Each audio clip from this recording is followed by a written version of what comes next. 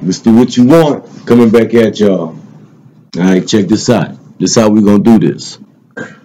When we talk about Kemet, when we talk about the sun, the sun, when we talk about the birth of the sun, the birth of the sun, we anthropomorphize these ideas, these characteristics, these personalities of the Creator, because everything created is in the image of the Creator. We understand that. Now, the Mother Nature was not designed to be translated the way the European is trying to translate it. And the divine communication is what lingers in the light that's housed by the melanin, because melanin houses light. The light is the information, which is why we acknowledge the sun as the truth, the way, and the light, and life. This is where this concept comes from. It's common. It's common. It's common. We understand that the sun gives the true atoms, not the moon. That's common. We understand that the sun rays kick things into motion. That's common. We had the kefra, or the scarab beetle. Let's call it scarab beetle. We don't want to use terms that may make them think we translated the text. But we understand the dung beetle to lay its eggs in the manure, rolled it up as a ball, which showed we knew the earth was round. We didn't think it was flat. Not, perfectly round, but we showed that force. And we also showed that the sun rays hatch the seeds, or the sun rays hatch our flesh. The sun rays hatched our flesh from this planet, this dung. Then we climbed into the flesh via the sun rays. When you see images of Jesus, or when you see images of any of the so-called suns, they have a sun behind their head, because the sun is communicating life to the planet. Okay? The human with the sun behind their head is a signification of a prophet, or the voice of the sun speaking through the human to give life to your spirit, or the electricity that's flowing in your body. Now, Constantine knew this. And before we get to Constantine, a lot of people say what they say about Alexander the Great. But we have to understand one thing, and one thing that we cannot deny. The so-called Hebrew Israelites, or the so-called chosen people of this book, this Bible, Alexander the Great took Kemet from Darius III. He took Kemet from Darius III. The natives of Kemet viewed Alexander as Haru. And the reason why they viewed Alexander as Haru is because they viewed the Persians as slave masters. Why? Because the Persians endorsed the Mosaic Law. So the Persians was pumping that Mosaic Law. And they had conquered the whole planet with it. So when Alexander came through and fought against the idea of that God concept, because in his mind he was the son of God, then we can see he defeated Darius. Now here we got Alexander, according to some scholars, he was poisoned for trying to resurrect Kemet, for trying to resurrect that ancient knowledge. He didn't go back to Macedonia. He didn't go back to Europe. Matter of fact, after his conquest of India, he went right back to Kemet, because he believed that was his home. This is what the man believed in his mind, resurrecting the library. And how do we know this? Because soon as he was assassinated, the Ptolemies get his hands on Kemet. And Ptolemy is the one that started executing those Egyptian priests. Ptolemy is the one that started the Greek Septuagint version of the Bible. Ptolemy is the one that wanted to translate the Mosaic Law once again.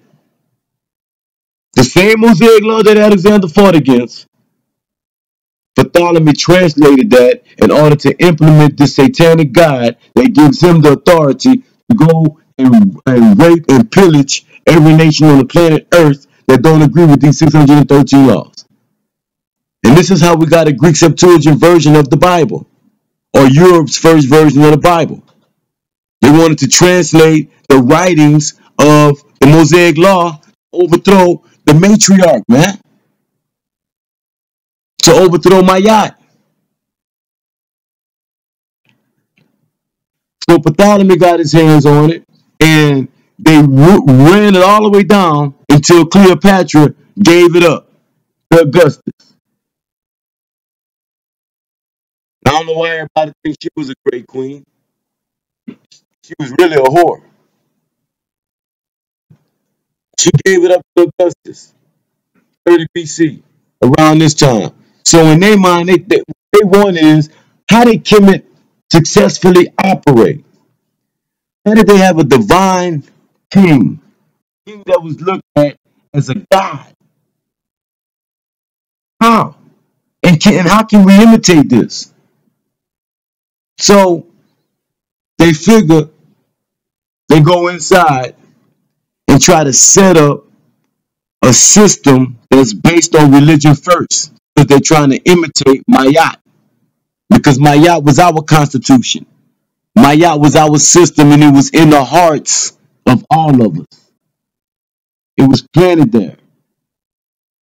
They want to imitate a system where they pretend that they got. So they want to study Kemet so they can operate like this. So now here you got the Roman Catholic Church that's coming up.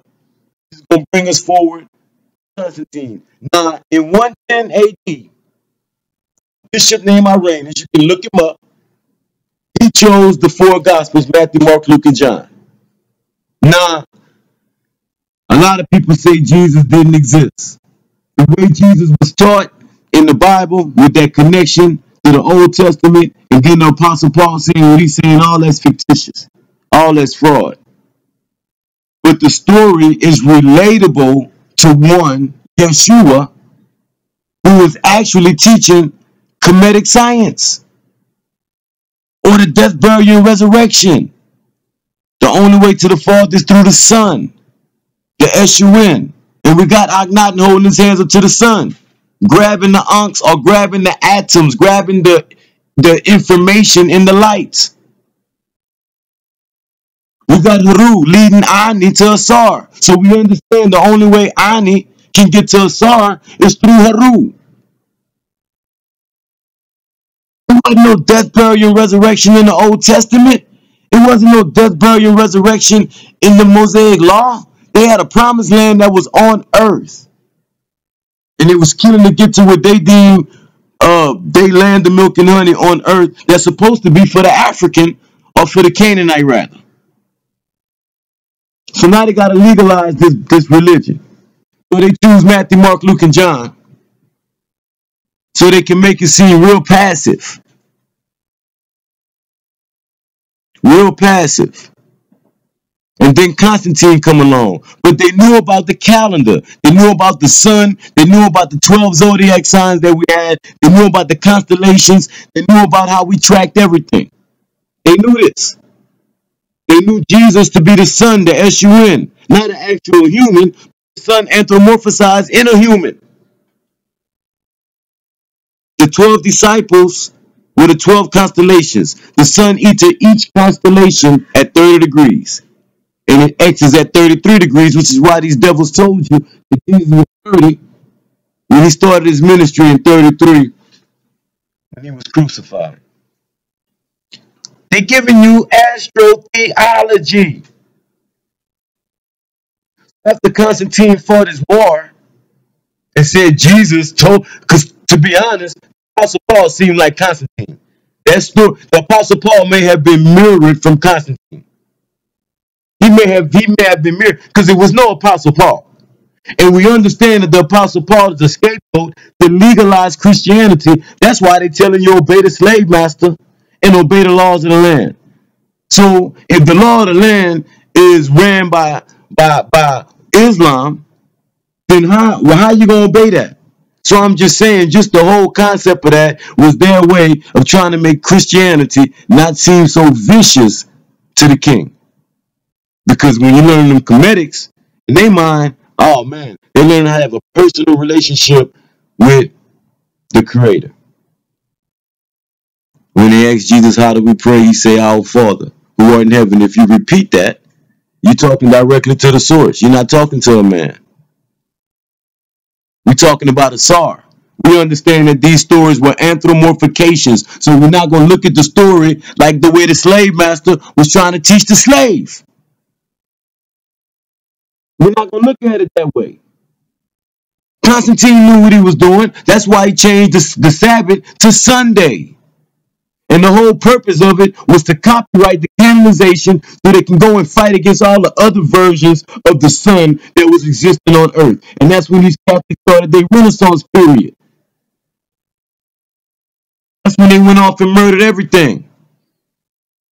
Looking for witches, like they wasn't the witches. Blaming plagues on other religions and going and killing off all the people. Constantine knew what he was doing. And he never saw Jesus as a human, per se. But the science, the comedic science that they ransacked. Justinian fortified temples. He fortified the temple of Amun-Ra. Why did he fortify that temple? Because there were so many scholars going back to Kemet and seeing that these Catholics, or the Roman Catholic Church, was stealing or trying to steal whatever information they can get out of it. So the spirit was blasting them at that time to the point to where Justinian fortified the temples.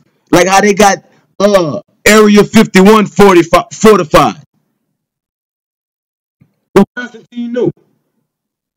Justinian knew. They knew about the calendar. They just could not absorb the information from the sun because they lacked the melanin. So they still can't beat us. They can't decipher nothing. And when I say we live it, it's because we naturally absorbing the same information that our ancestors absorbed through the same sun. So we got to live this. I'm trying to read something and copycat what you're reading. Be a natural. Be a realist. Be your own fingerprint. Be yourself. So Constantine knew about the anthropomorphication of the sun. And while we